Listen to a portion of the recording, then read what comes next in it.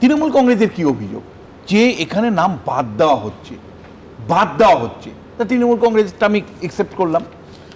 আর BJP কি বলছে যে ফর্ম 7 আমি দিতে যাচ্ছি, অত মৃত ভোটাররা আছে, আমি জমা দিতে চাইছি, তৃণমূল কংগ্রেস পুড়িয়ে দিচ্ছে, মারধর করছে, জমা দিতে দিচ্ছে না।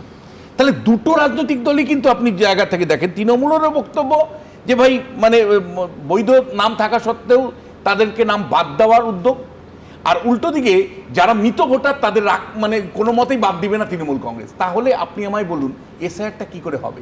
মেজর দুটো পলিটিক্যাল পার্টি যারা 85% ভোট পায় তারাই কিন্তু এসআইআরটা চাইছে না। সেই কারণে আপনাকে বলেছিলাম ডে ওয়ান থেকে পশ্চিমবাংলায় দুটো রাজনৈতিক দল তৃণমূল এবং বিজেপি তারা আক্ষরিক অর্থে এসআইআর চান না। তারা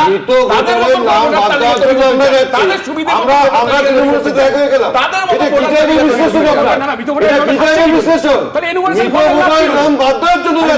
আপনি তৃণমূলের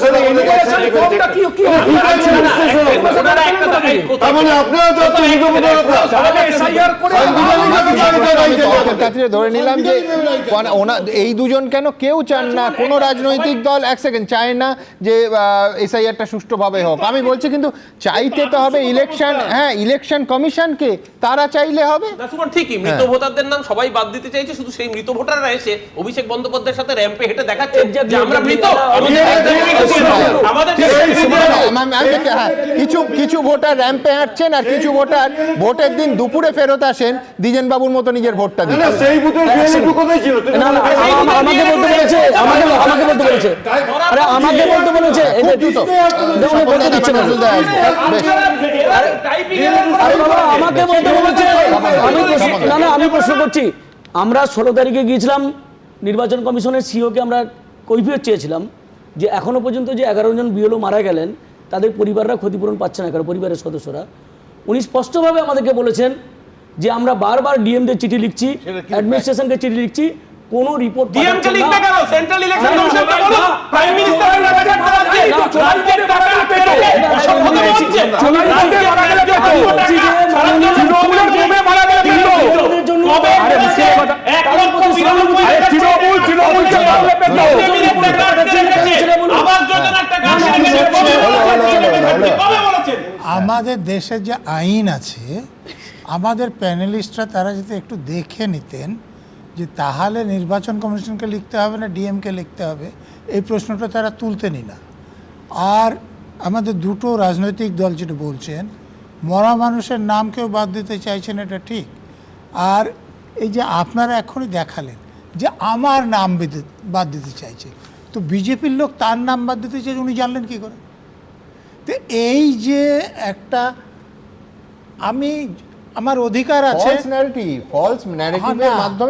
আমার অধিকার আছে যে অরূপের নাম বাদ দেওয়ার জন্য আমি লিখবো কিনা, বা বিশ্বনাথ বাবুর নাম বাদ দেওয়ার জন্য আমি লিখবো কিনা। বিশ্বনাথ লিখবেন না, তো বিশ্বনাথ বাবু তাকে ডিফেন্ড করুন যে আমার নাম বাদ যাবে না। একটা প্রসেস চলছে, প্রসেসটা একটা টেকনিক্যাল প্রসেস। সেই প্রসেসটা যদি রাজনৈতিক ভাষ্য দ্বারা নির্ধারিত হয় এবং রাজনৈতিক দলগুলো যারা গণতন্ত্রের মূল শক্তি তারা যদি সেই প্রসেসটার টেকনিক্যালিটিস না বুঝে বারবার করে এটাকে রাজনৈতিক ভাষ্য দিয়ে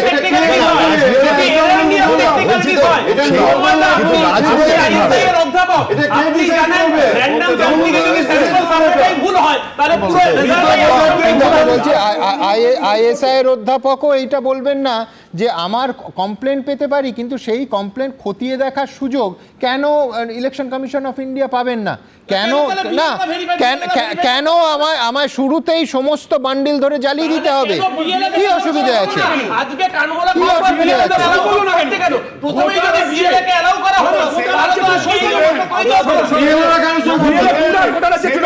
সই করলো না কেন? কি কারণে সই করলো না? কেন সই করলো না? নাম নিয়ে যেটা তোমরা আটকাচ্ছ, সই করলো না